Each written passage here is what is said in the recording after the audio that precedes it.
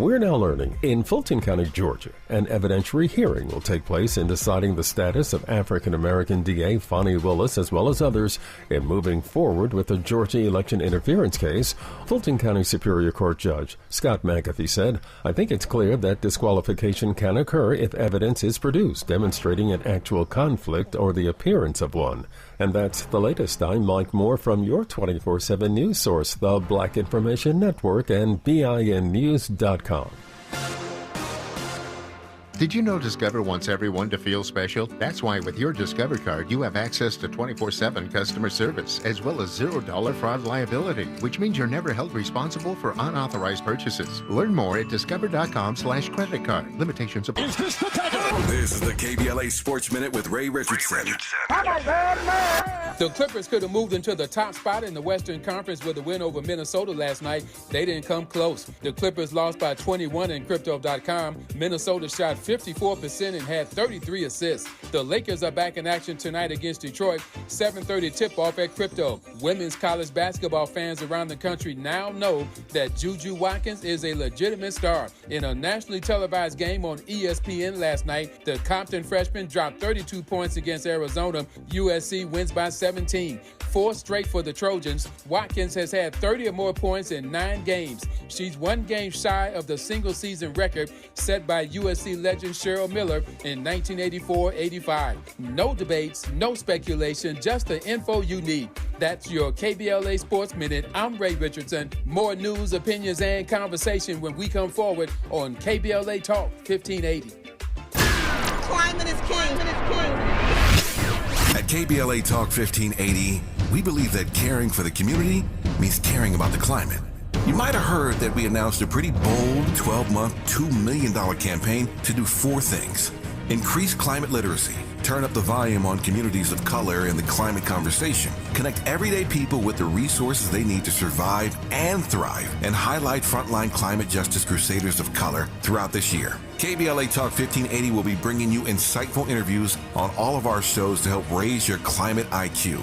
Each quarter this year, we will also be hosting free climate events in various communities throughout the city with food, fun, and forward-thinking conversations. Thanks to partners like LADWP, Metro, Caltrans, the Sierra Club, the California Community Foundation, the California Endowment, AQMD, MWD, and more. You'll also be hearing more about a couple of national town halls broadcasting live from Los Angeles, to which you will be invited. And we'll be rolling out a robust social media campaign on all our platforms, as well as an outdoor media campaign, all designed to educate, enlighten, and empower you in our fight for climate justice. We want cleaner air. Caring about the community means caring about the climate. At KBLA Talk 1580, we believe that we really can change the world if we care enough. First things first.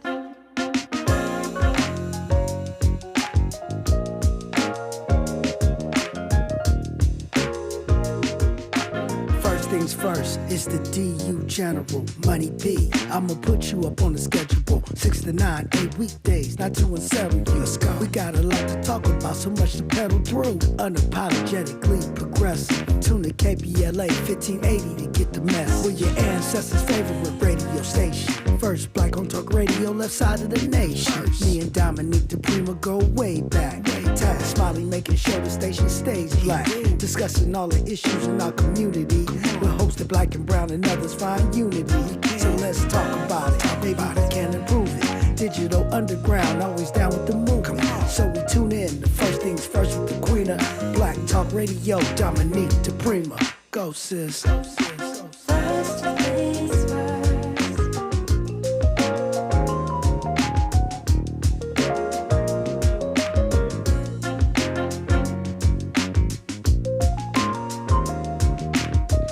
Good morning and God bless. I'm Dominique DiPrima.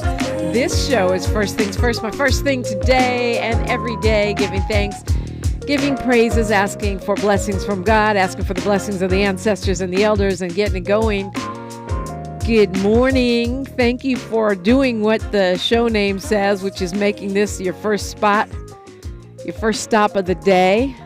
So this is what we do around here. Usually hour one, we look local. Hour two, we go national, international, beyond with those freestyle phones. And the third hour, we do a deep dive with a person or persons of interest.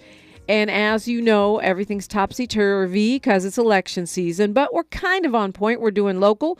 Then we're going to go national, international, and beyond. We will have one candidate running to be a Superior Court judge joining us in the second hour for seat 97. We'll hear from Sharon Ransom. And then hour three, we are doing a deep dive. Dr. Anthony Browder will be my guest. He is a world-renowned scholar and expert on the motherland. He's in town, so we will hear from him.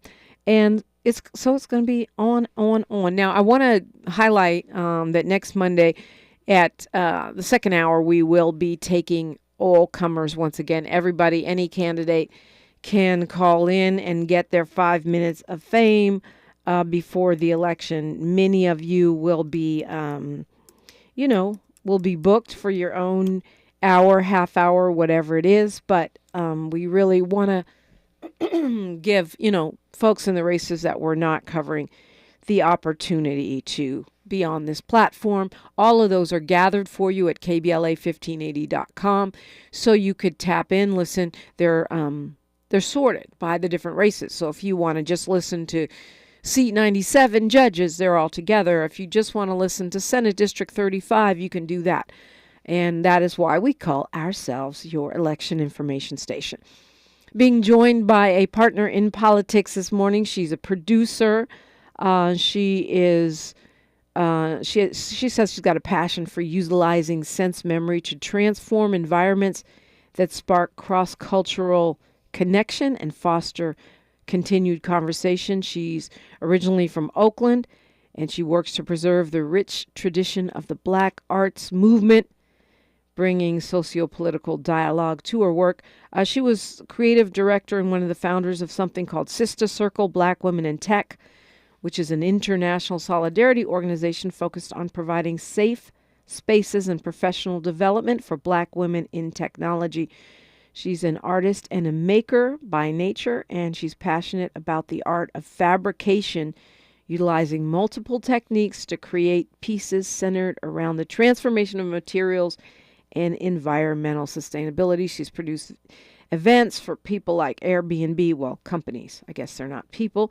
Instagram, Slack, Pinterest, Refinery 29 Square, and more.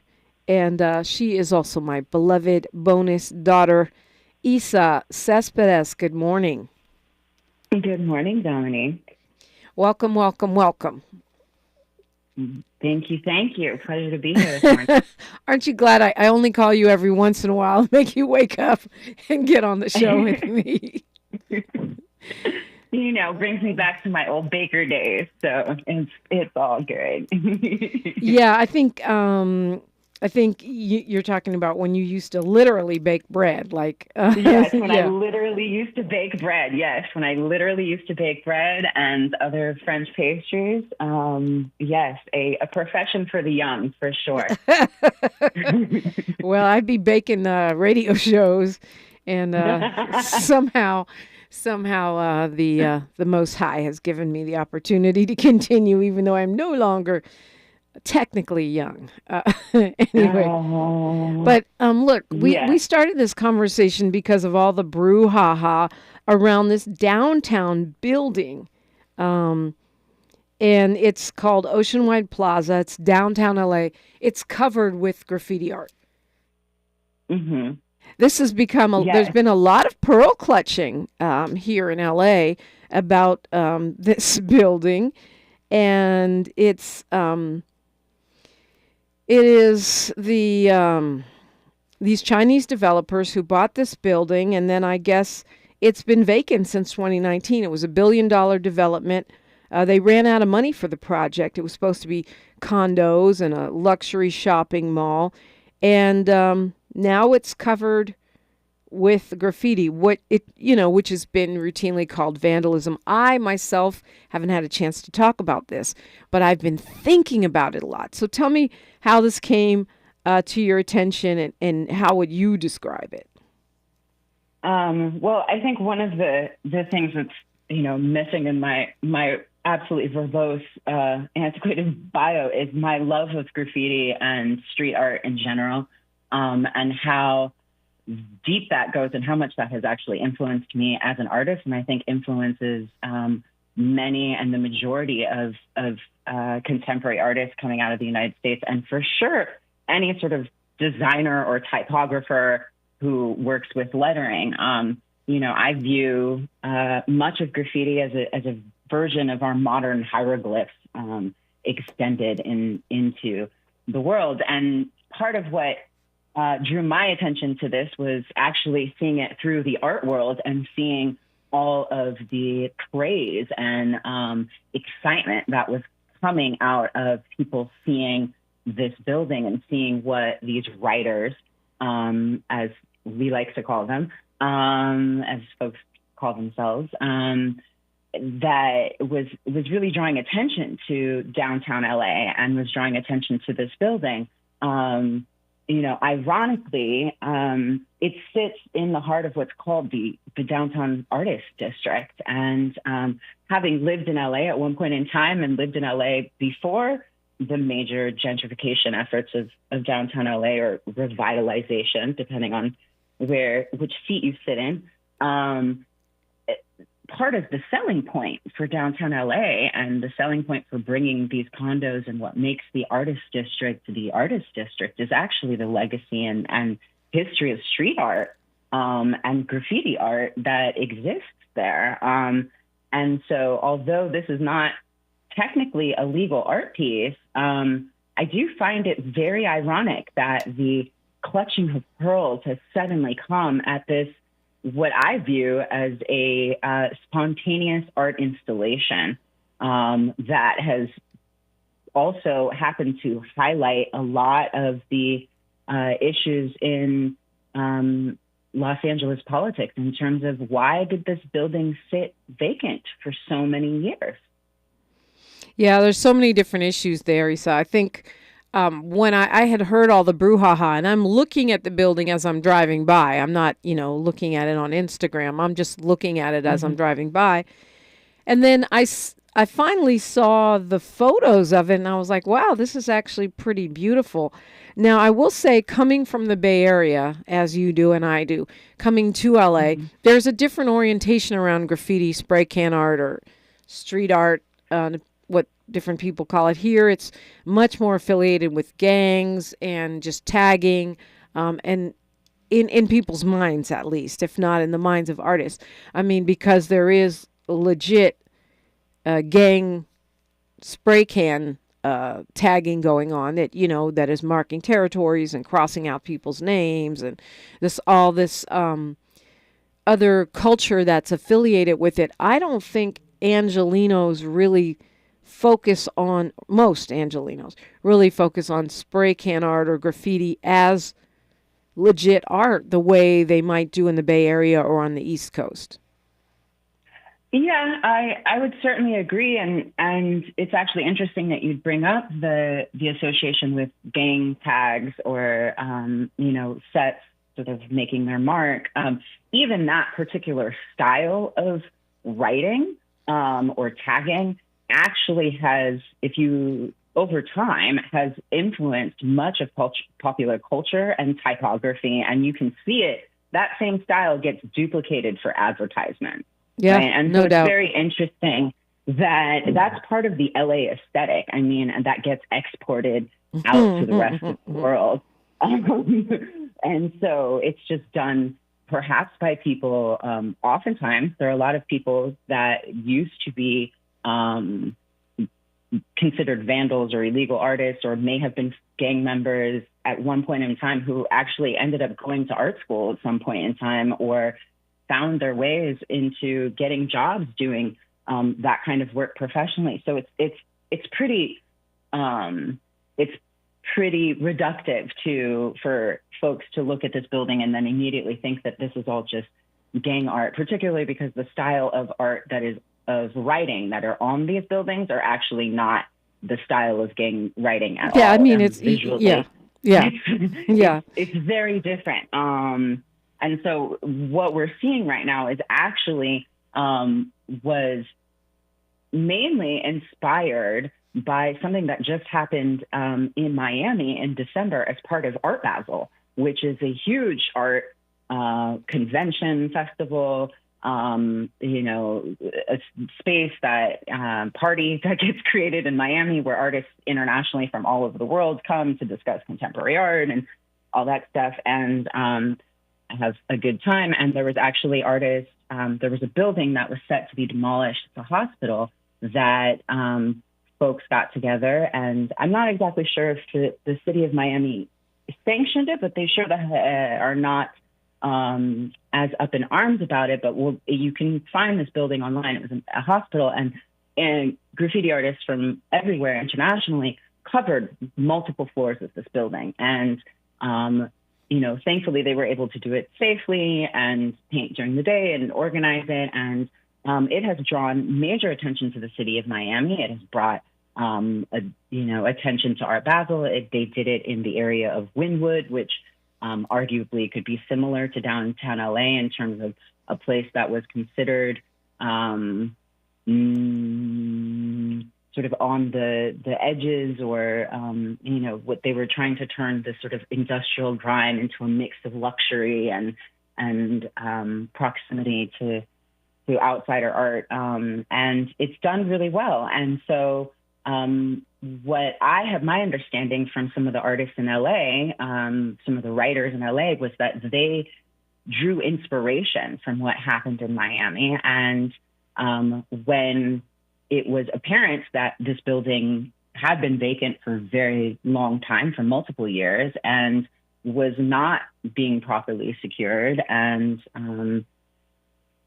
people were able to find a way in and start painting it, it sort of just created this, inspiring explosion of color all over downtown, which is absolutely beautiful in my opinion. But I can understand that for folks who are perhaps unfamiliar with the art form, they may find that like what the motivation for someone to want to climb to the 27th floor of a building to put a word or their name, like what would draw them to do that? I mean, they're climbing up all those stairs. They're sneaking in. They're carrying the spray cans with them. This isn't just someone casually walking by and tagging. No, this takes lots of preparation and courage. I mean, it is dangerous. So I think, really part of, I think what is more important to pay attention to is actually the safety of these writers. I don't think we should be arresting these writers. I don't think that the city of LA should be wasting taxpayer dollars to have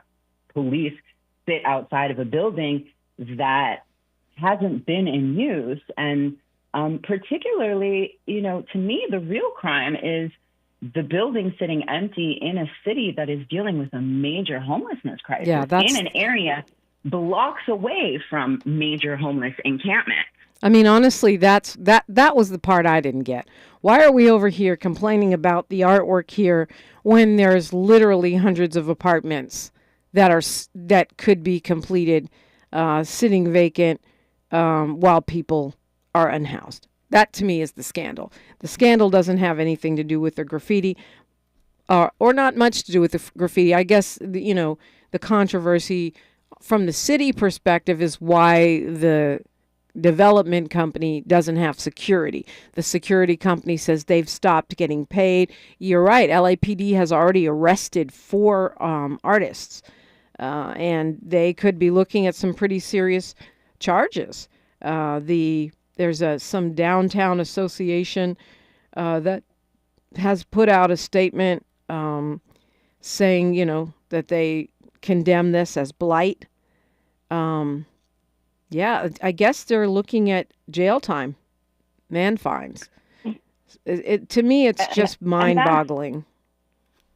I mean, and really, when you think about it, I mean, I know some people try to make the argument that that graffiti harms people, but I don't actually see the harm that these individuals committed by making use of a space that's not being used and hasn't been used 4 years. And to my knowledge and understanding, there are still no plans in place to utilize that building. The developers have not come back and said that they're planning to do anything to that building in the near future. So to me, the real crime is actually utilizing all of those building materials, taking all of those, extracting all of those metals from the earth in order to build the giant building, erecting the big empty building and putting it in the face of people who are struggling to get by check to check in LA. Like, I think that the city of LA and LAPD has far more important things to pay attention to than sitting and acting as private security for an empty building that the politicians didn't seem that concerned about, or downtown LA, whoever this organization is of NIMBYs, they the weren't Central concerned City about the empty building Association. before. Yeah, it's called the Central City Association of Los Angeles. They say they're disturbed by images of vandalism, and they're calling on the city to address this blighted property before it becomes a further nuisance.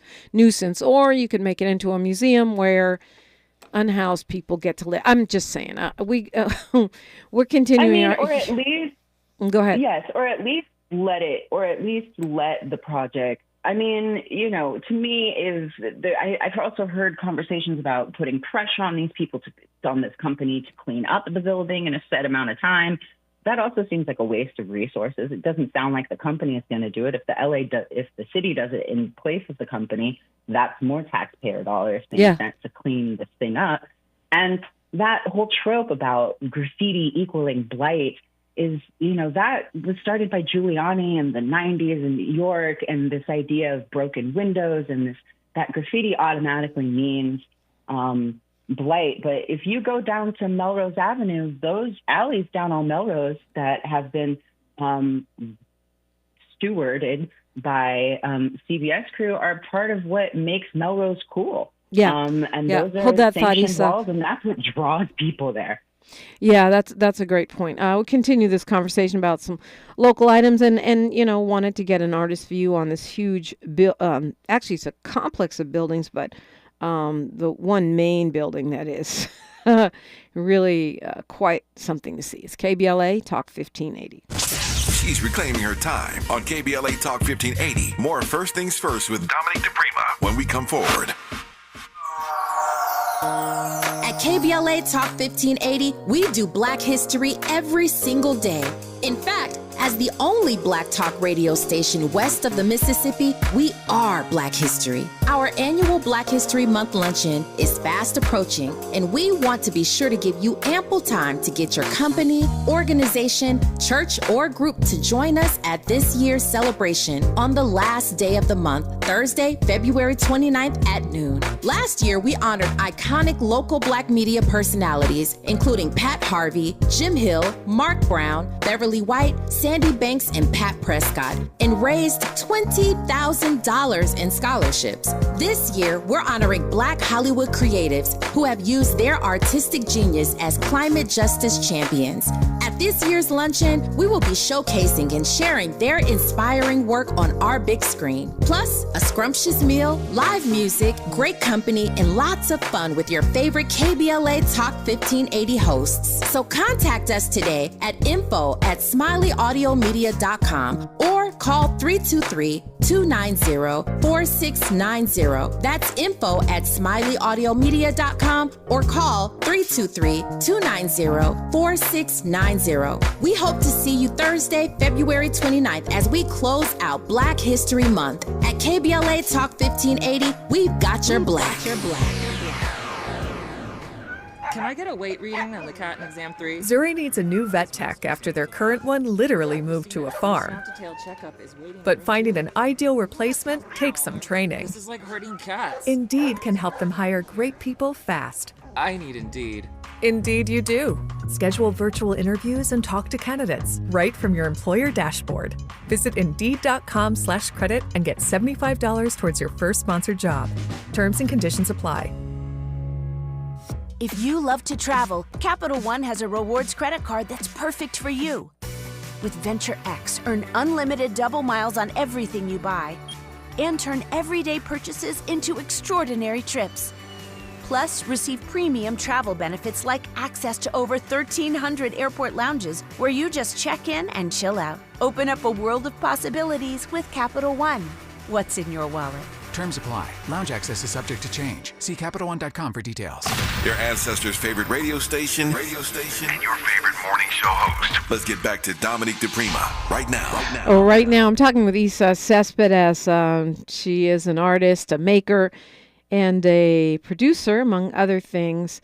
So, to your point, the apparently now there are people who are paragliding off the building. This is like something that's becoming popular on social media, apparently, going up to the graffiti towers and jumping down. And now the mayor's saying that this is another reason why they're going to have to put up fencing and put the LAPD down there, because she says she's worried that tragedy will take place if the place isn't boarded up quickly. New fences are going up. And she says the owner should reimburse the city for every dime. Again, doesn't seem like the point. I mean, I understand you don't want people paragliding off this building and then they could sue the city of LA or whatever if they die or become disabled. But again, can we take that building by eminent domain and make it into housing for the unhoused? To me, if you're being irresponsible like that, you're not finishing a project. It's creating a hazard. Can't we seize it and get hundreds of apartments for the unhoused or truly affordable housing? I mean, I think that's a great point, and it's interesting you'd bring that up, because as I was thinking about this last night after our quick check-in, it brought me back to a time many years ago when I was in Amsterdam and spent some time there visiting a friend and learning about a little bit about how the squat scene works out there. And part of what happened, or part of what was instituted in Holland, was essentially that idea of that if an individual owns a building, particularly an industrial building, for a period of time and does absolutely nothing with it, the argument can be made for using it as public domain, or saying, hey, you have X amount of time to do something with this building. You built it, you spent the money on it, and you either, as the contractor or owner of said building, you either have to make the building functional, or we're going to take it away or give it to these other people who have decided that they want to live here and they want to make something out of this building, right? And mind you, Amsterdam's a much smaller city than Los Angeles, and not implying that the exact same thing could be done here. But to me, the real crime is building a building and leaving it behind. And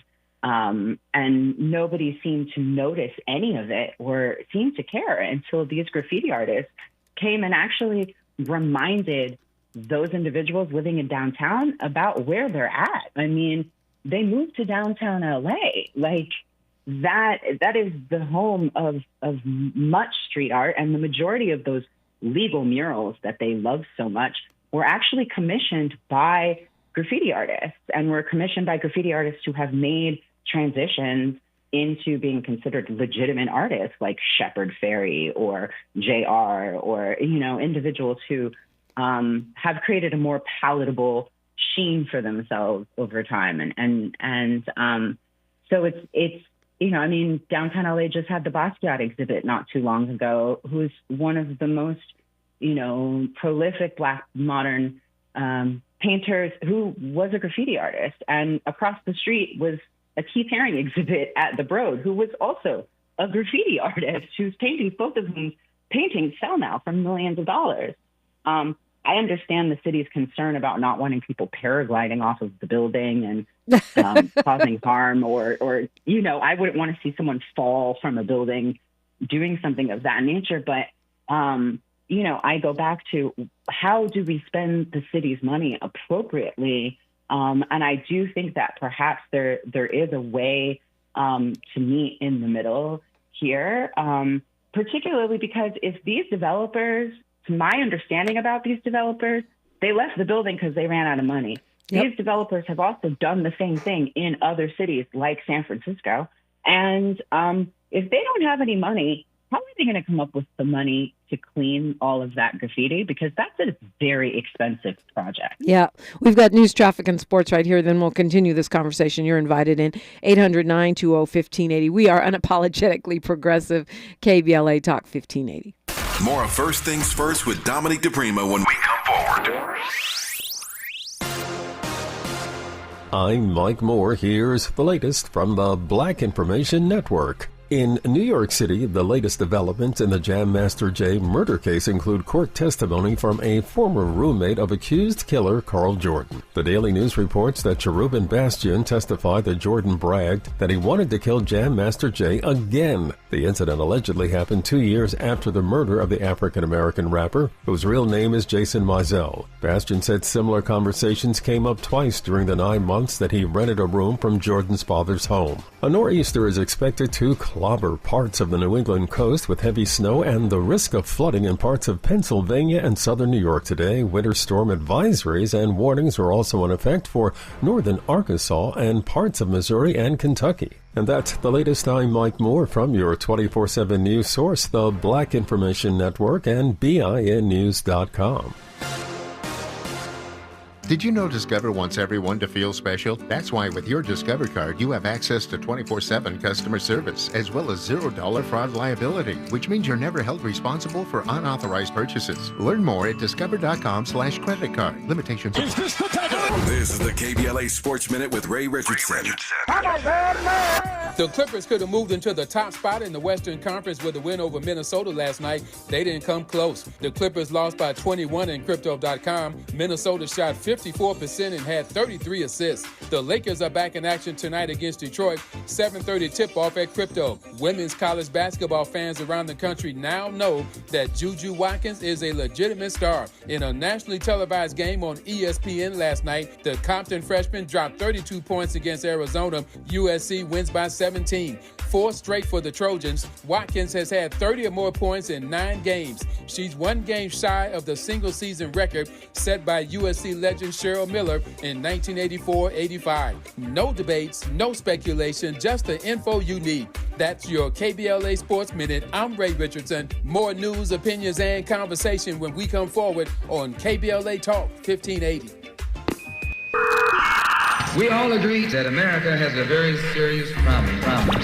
Okay, KBLA delegation, we need your help as we launch our 2024 Climate Justice Campaign. We would deeply appreciate you going to our KBLA 1580 website and filling out a short climate justice survey, which will help us better serve our beloved community as we build out this campaign. It'll take you just a few short minutes to complete the online survey, and the information you provide us will be invaluable as we do our part to hold folk accountable and amplify the voices of our people in this climate conversation. When you take the survey, you'll be automatically entered to win seats at our annual Black History Month luncheon, Thursday, February 29th. So, hit our website at KBLA 1580. Help us out by taking the short Climate Justice Campaign survey, and you could be our guest at our annual Black History Month luncheon, Thursday, February 29th. Thank you in advance for your consideration and cooperation. At KBLA Talk 1580, we care about the community, we care about the climate.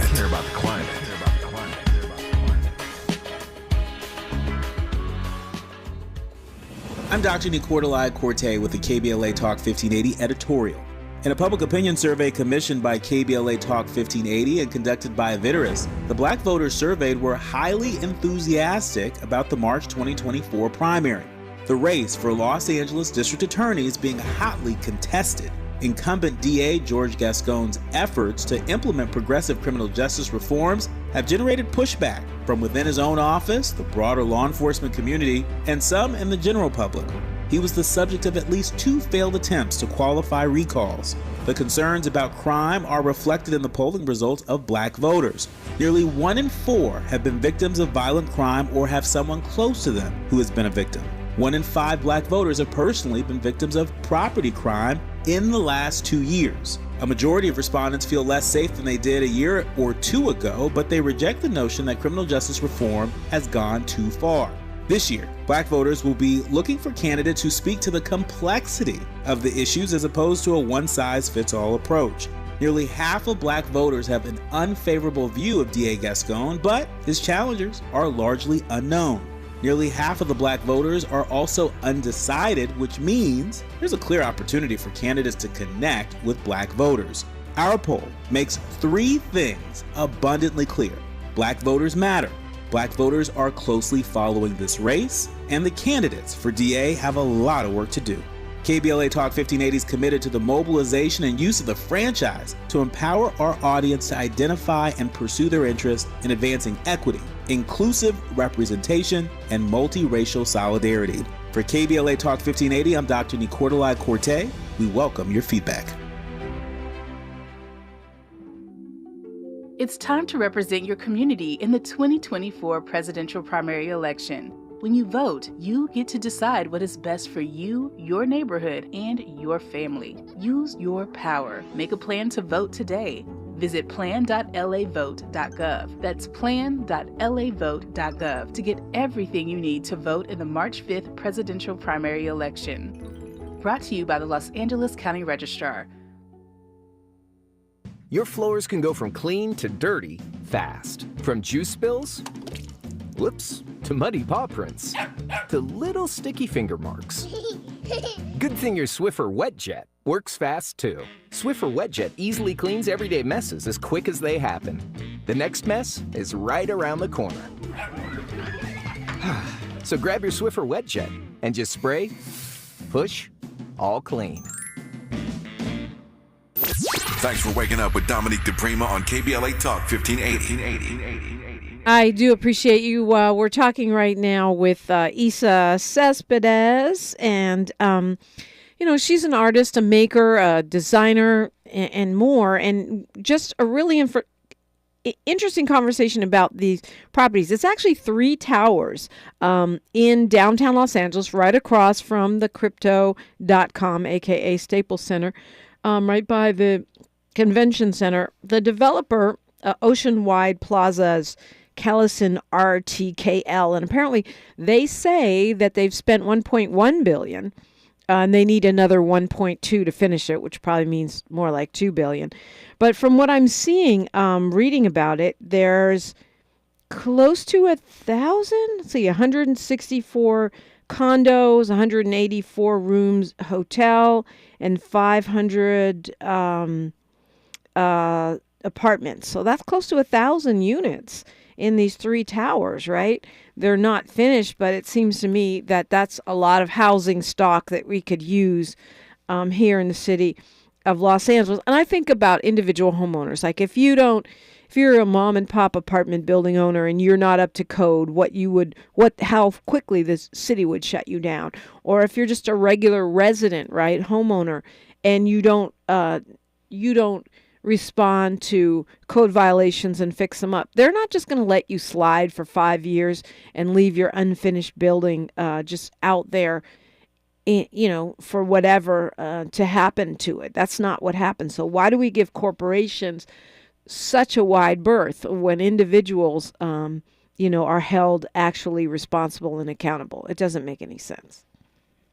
No, it doesn't. And I think actually what a lot of the pearl clutching and reaction really, or a response by city officials, I think is really just a bit of fear from that the graffiti artists called them out. I mean, I don't think that was the intention of these graffiti artists, but that's what they just did. They just highlighted a problem that's, I'm sure there are other buildings in downtown LA that are probably dealing with the same issue, much like there are other buildings in other major cities in the United States that are probably sitting empty or close to empty with these similar issues. And if the developer's out of money, I mean, $2 billion, that's not like pocket change. That's not like, oh, let me just go call the homie real quick and get $2 billion to finish the building. I mean, to me, it sounds like they're not going to suddenly magically come up with that building, with that money. So what happens to this space over time? And they're being sued by contractors that they haven't paid. And it's caught up in the geopolitical situation between China and the U.S., where I guess China's cracking down on credit because they don't want all that capital going out of the country. So it doesn't sound like they're going to be able to get it done. In fact, it's supposedly up for sale now. But apparently no one's buying. Would you like to buy a half finished building in downtown Los Angeles. That's why, and shout out to Gustavo Arellano of the LA Times, who did call it street art. Other than that, the coverage that I see is much more loving from the East Coast than from here. Although there is a professor quoted in the Washington Post who says that this is an amazing piece of art, and just saying that. Yeah, go ahead.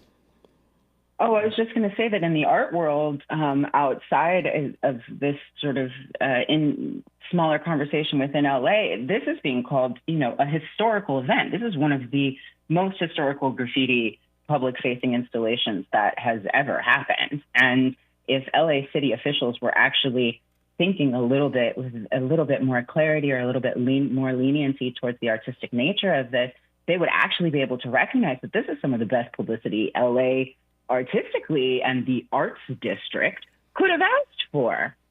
Yeah, but you know what? If you look at, of course, conservative media and some of our conservative, like homeowner associations and press and activists here, they see it as a symbol of everything wrong with LA. The building's not finished. It's covered with what they'll characterize as plight. There's all this housing left undone. I mean, the narrative that's being said is just the opposite of what you're saying. Yes, and I will agree with one part of that narrative, which is the building itself is a symbol of, without the graffiti. The graffiti isn't what made it what is wrong with Los Angeles. The building was already a symbol of what is wrong with Los Angeles because it sat there for years empty. And the graffiti artists just sort of highlighted it with their colors. But the fact is that we're also lucky that something worse didn't actually happen in that building or to that building, considering that it's been empty, considering that there are people who need places to live. We're lucky that a group of people didn't just decide to take it over and start squatting it, who were individuals who are, perhaps a bit more violent than we'd care for. I mean, there's, that to me, what's wrong with LA is that we're focusing on arresting graffiti artists as opposed to focusing on fixing a major homelessness problem, or the fact that we have individuals who are working full-time jobs who are living in their cars not too far from these buildings.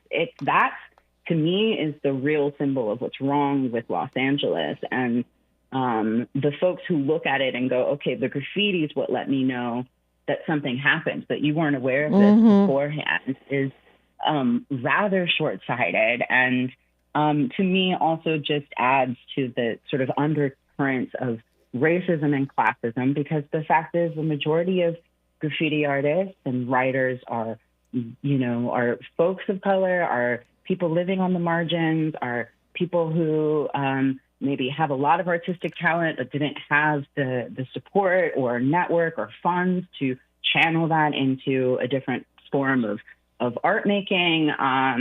Angelinos, like, to the city officials, these are your constituents. Every single one of those names, those are people who live, work, operate, are part of LA.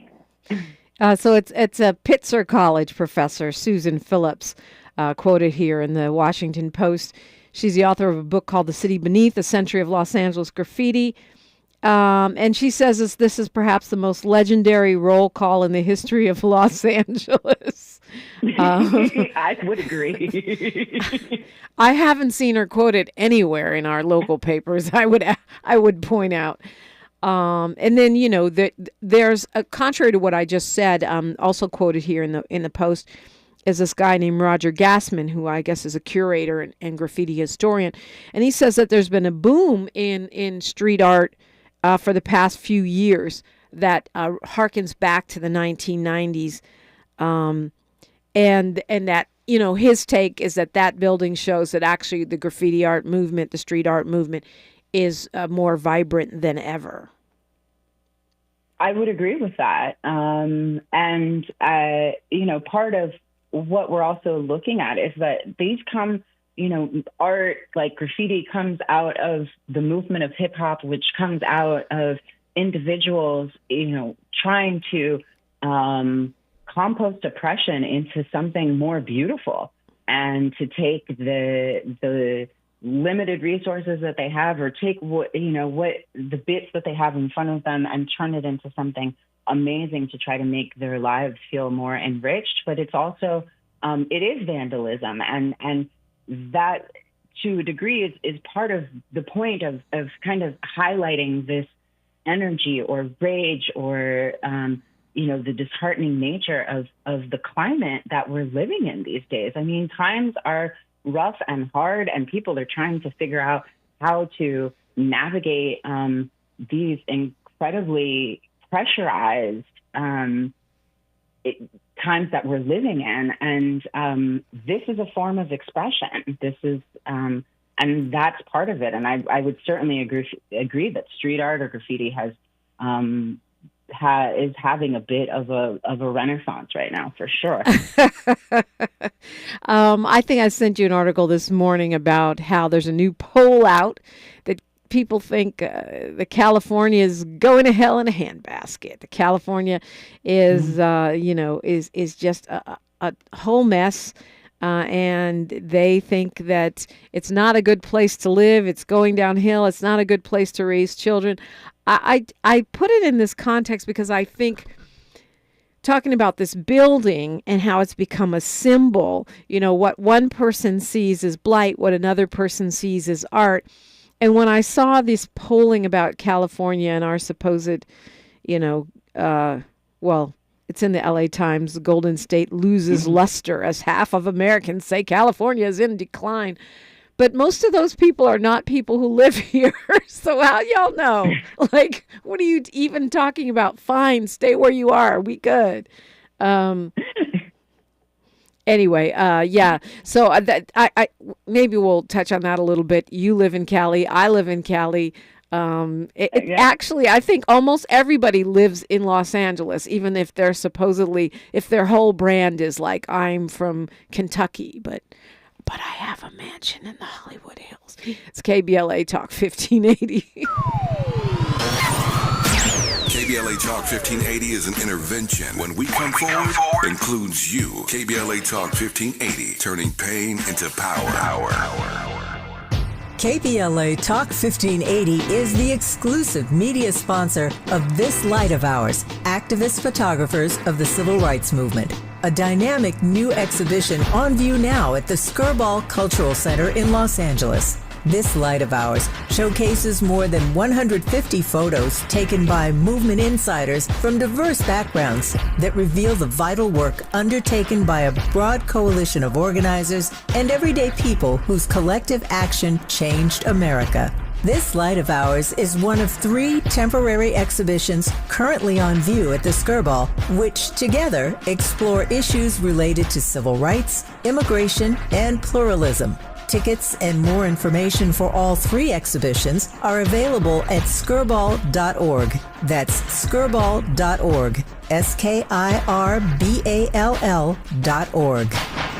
What's up, LA? This is John McKinney, your next district attorney. Voting is underway, and public safety is the top issue on the ballot. As a deputy district attorney for over 25 years, I know Los Angeles, and I know how to keep this community safe. And as an African American who lives and works in this community, I know the unique challenges we face. My promise to you is to ensure accountability, protect victims' rights, and give the underserved a voice. I'm John McKinney, and I ask for your vote for LA County District Attorney.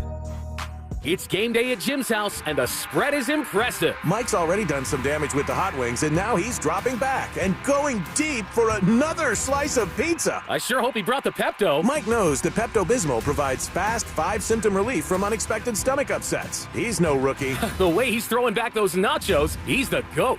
Be ready for game day with Pepto-Bismol. When you have nausea, heartburn, indigestion, upset stomach, diarrhea. Use as directed. Keep out of reach of children. LADWP is proud to partner with KBLA to share with you how to start the new year without bill worries. We're here to help if you're behind on your bill or need help staying current. Sign up anytime online for Level Pay to set predictable monthly payments throughout the year, including for past due amounts. You can also check out the special extended pay arrangements of up to 48 months to help pay down your bill.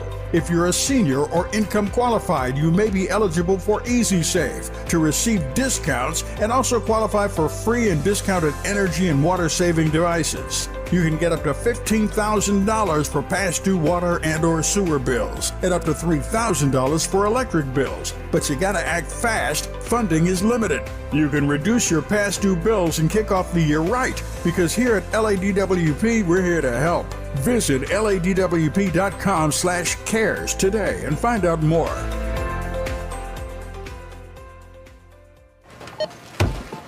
You know that Big Bargain detergent jug is 80% water, right? 80% water? I thought I was getting a better deal because it's so big.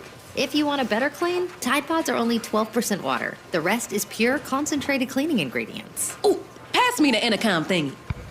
Attention shoppers. If you want a real deal, try Tide Pods. Don't pay for water, pay for clean. If it's gotta be clean, it's gotta be Tide Pods. Water content based on the leading bargain liquid detergent.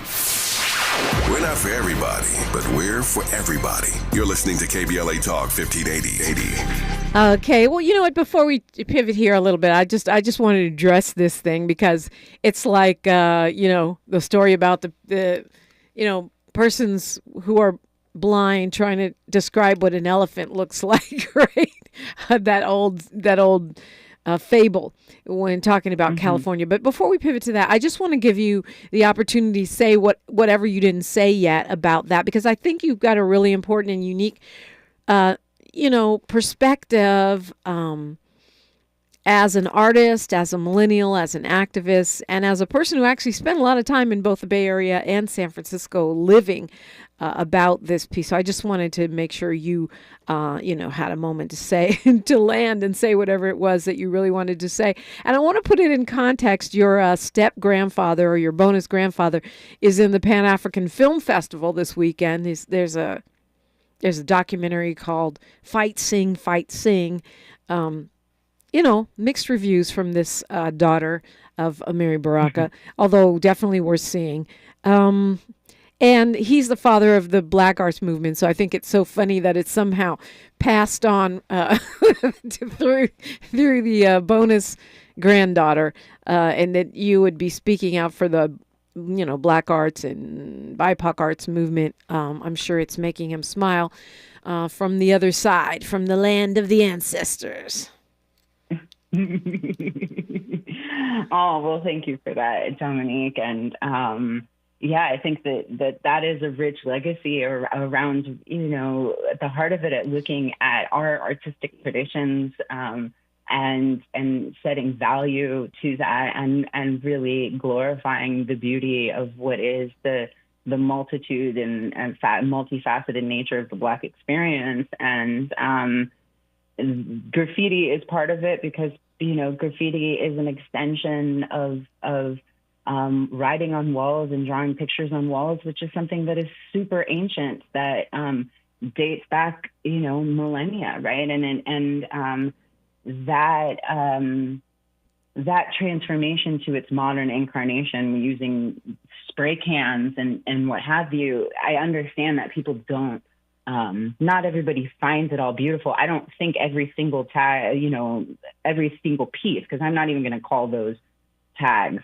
They're actual pieces. Those words took time. They're in full color. They were thought out. They're not just little scribes. And they are symbols of what young people, what people are thinking about, and they are manifestations of a way of telling a story. And it may not look like a linear story, but it is. That building does tell a story at this moment. I think that really, I do not believe that those individuals who've been arrested should be charged with any crimes whatsoever. I think if anyone should be charged with crimes, it should be the contractors, and even that, it should be put on pressure rather than incarceration, but put pressure on them to do something with the building or lose rights to said building. I think people should be very cautious about putting pressure on the city to immediately clean this up, because that is going to cost a lot of money. And that money, in my estimation, is probably going to come from the taxpayers and not these developers who have dipped on this building. And I think that Angelenos have far more important things to spend their tax dollars on. And I posed the question to the individuals living in downtown. What is more a symbol of blight? Individuals living in tents, unhoused, without adequate resources and support, or a building with some color on it? All right, when we come forward, we'll get some final thoughts from Isa Cespedes. And it's not too late for you to join if you want. 800-920-1580, KBLA Talk 1580. She's reclaiming her time on KBLA Talk 1580. More First Things First with Dominique DiPrima when we come forward. Can I get a weight reading on the cat in exam 3? Zuri needs a new vet tech after their current one literally moved to a farm. But finding an ideal replacement takes some training. This is like herding cats. Indeed can help them hire great people fast. I need Indeed. Indeed you do. Schedule virtual interviews and talk to candidates right from your employer dashboard. Visit Indeed.com/credit and get $75 towards your first sponsored job. Terms and conditions apply. Substance use disorder and addiction is so isolating. And so, as a Black woman in recovery, hope must be loud. It grows louder when you ask for help and you're vulnerable. It is the thread that lets you know that no matter what happens, you will be okay. When we learn the power of hope, recovery is possible. Find out how at startwithhope.com. Brought to you by the National Council for Mental Wellbeing, Shatterproof, and the Ad Council. It's time to represent your community in the 2024 presidential primary election. When you vote, you get to decide what is best for you, your neighborhood, and your family. Use your power. Make a plan to vote today. Visit plan.lavote.gov. That's plan.lavote.gov to get everything you need to vote in the March 5th presidential primary election. Brought to you by the Los Angeles County Registrar. KBLA Talk 1580 is the exclusive media sponsor of This Light of Ours, activist photographers of the Civil Rights Movement. A dynamic new exhibition on view now at the Skirball Cultural Center in Los Angeles. This Light of Ours. Tickets and more information for all 3 exhibitions are available at skirball.org. That's skirball.org. SKIRBALL.org. We're not for everybody, but we're for everybody. You're listening to KBLA Talk 1580. And I'm talking with Isa Cespedes. Just a couple minutes here. So, yeah, I just, when I think about this polling about California, it also reminds me of so many other things right now that are going on with the, polarization of the country, where it's kind of bizarre to me. It's like people don't even care if what they believe is true or not. They just want to believe it. And I think about things like, whether or not you think Biden has dementia or you think Trump has dementia. They're both old. Old people forget stuff. It's just what it is. You know what I mean? It doesn't necessarily mean they're gone. Half of Republicans think that this is not even a good place to visit, apparently. And yet everyone comes here to live and visit. They think our quality of life is worse here or the same as in other states. That's just verifiably untrue, but they want to believe that. And it baffles my mind because you don't even want to know how you could really live. You just want to think a thing. Anyway, I hand you the mic. Well, having lived in LA for years and lived in the Bay Area, and I definitely feel very tied to California. I think California has always been a symbol for something. Yeah. And oftentimes that symbol is not necessarily the reality. I mean, one can say there are multiple Los Angeleses, and there's the one that gets, pumped out to the media, and then there's the actual experience of living in LA.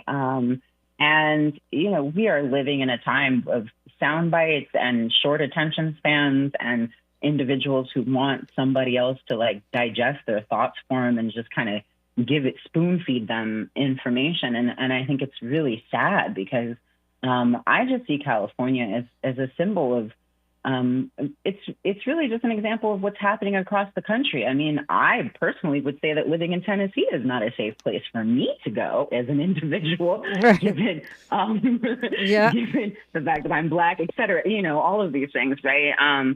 So I think it's all perspective, perhaps for a particular type of Republican or right-wing conspiratorial theorist. Maybe parts of California aren't the place for you to be. I think it's very large states. There are parts in between LA and San Francisco that resemble Tennessee. No doubt. Yeah, I call it a bipolar state. Isa, we got news, traffic, and sports. Thank you so much for being with me this morning. Thank you so much for this conversation. We got candidates after news, traffic, and sports right now. KBLA 1580 Santa Monica.